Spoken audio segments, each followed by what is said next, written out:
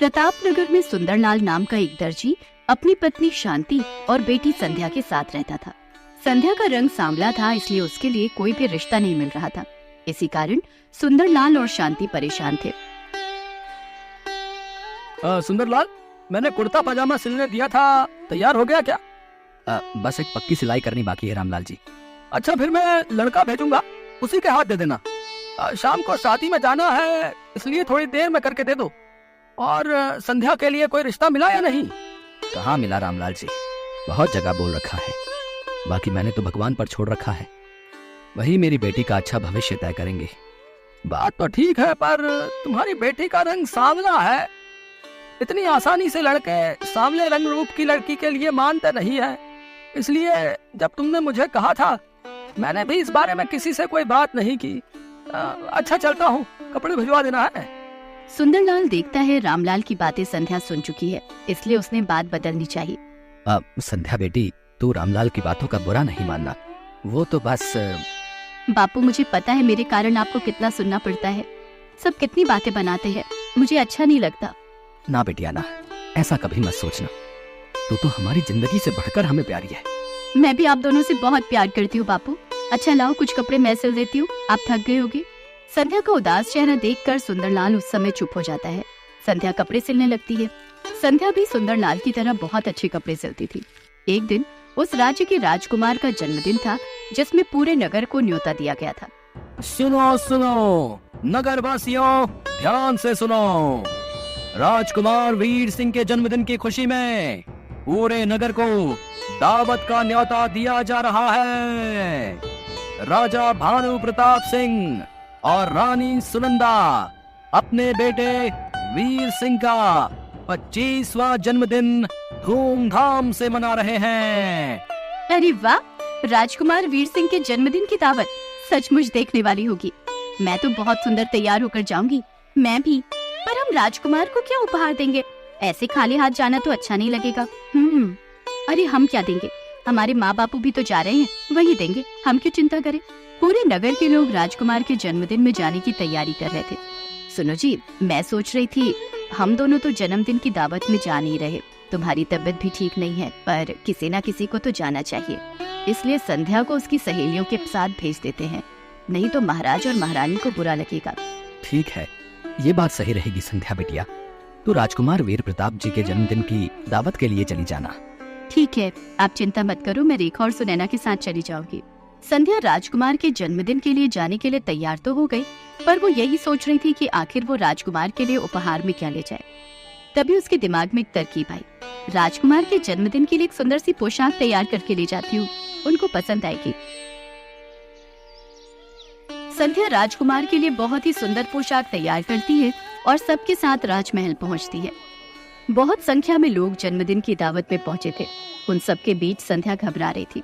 राजकुमार को तो इतने ढेरों उपहार मिल रहे हैं, इतने सारे उपहार में मेरे द्वारा सिली हुई मामूली सी पोशाक क्या राजकुमार को पसंद आएगी? राजकुमार को अपने हाथ से देने की हिम्मत तो मेरे में है नहीं। चुपचाप उनके कक्ष में रख देती हूँ। संध्या पोशाक को राजकुमार के कक्ष में रखकर घर आ जाती है। संध्या बेटिया, तू राजकुमार से बिना मिले ही आ गई। उन्हें पता कैसे चलेगा कि तूने उपहार में उन्हें वो पोशाक दी है? कोई बात नहीं बापू, वैसे भी अब तक राजकुमार इतने सारे उपहारों के बीच मेरी दी हुई पोशाक भूल भी चुके होंगे। संध्या जैसा सोच रही थी वैसा कुछ भी नहीं था। राजकुमार जब कमरे में पहुंचा तो उसने वो पोशाक वहां रखी देखी। अरे, ये उपहार मुझे किसने दिया है? ये तो बहुत सुंदर पोशाक है, अद्भुत। मुझे जहां तक याद है सबने मुझे उपहार दिए। मैंने सबका चेहरा देखा, पर ये उपहार तो मेरे हाथ में किसी ने नहीं दिया। कैसे पता चलेगा कि ये उपहार किसने दिया है? और मेरे हाथों में दिए बिना ही यहाँ मेरे कक्ष में रख दिया। राजकुमार महाराज, महारानी, सेनापति, दास दासी सबसे पूछता है, पर किसी को भी इस बारे में कुछ नहीं पता था। राजकुमार हैरान रह जाता है कि ऐसा क्यों हुआ। किसी ने अगर इतना सुंदर उपहार देना भी था तो उसको सामने से देता, चोरी छुपे कौन रख गया? राजकुमार वापस अपने कक्ष में आता है, तभी उसकी नजर अपने द्वार पर अटके एक दुपट्टे के टुकड़े पर जाती है। राजकुमार महल की सभी दासियों से दुपट्टे के टुकड़े के बारे में पूछता है, पर किसी भी दासी के पास ऐसा दुपट्टा नहीं था।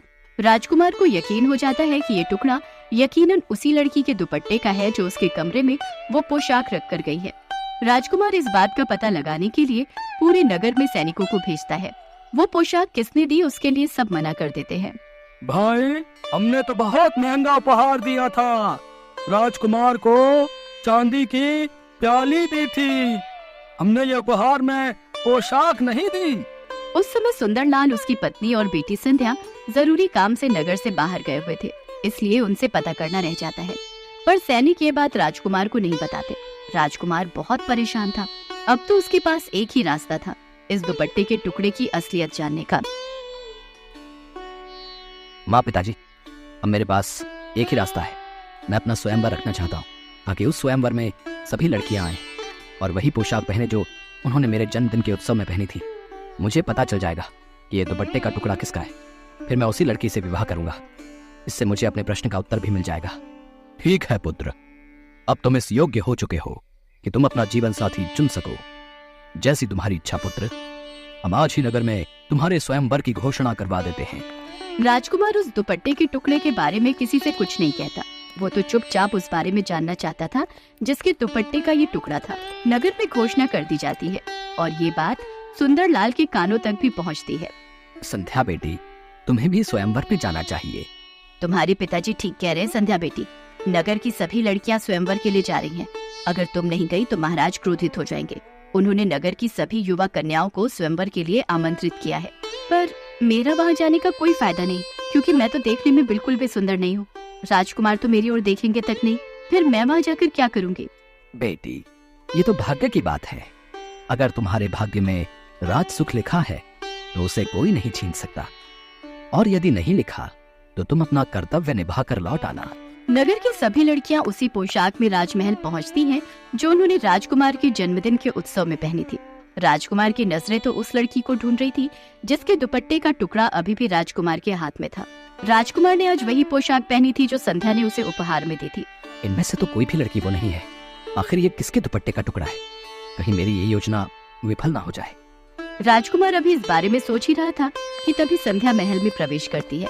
संध्या ये देखकर हैरान रह जाती है कि राजकुमार ने वही पोशाक पहनी है जो उसने सिल कर दी थी।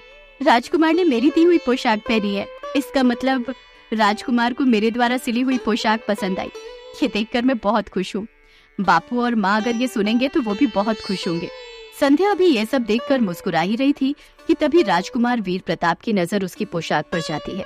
यही है वो जिसकी मुझे तलाश थी।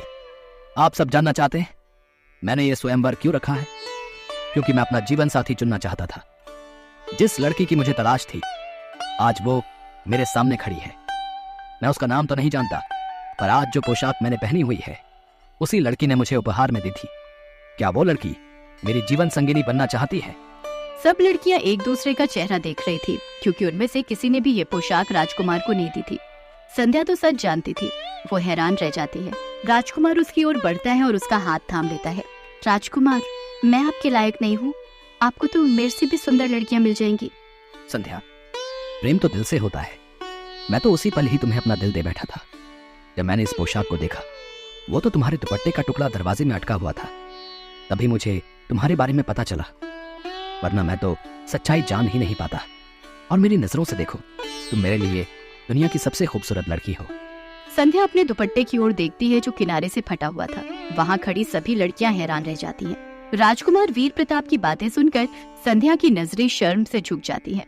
उसके पश्चात सुंदरलाल और शांति को दरबार में बुलाया जाता है। फिर शुभ मुहूर्त में संध्या और राजकुमार वीर प्रताप का विवाह संपन्न होता है। आज संध्या के जीवन में दुनिया की सारी खुशियाँ थी।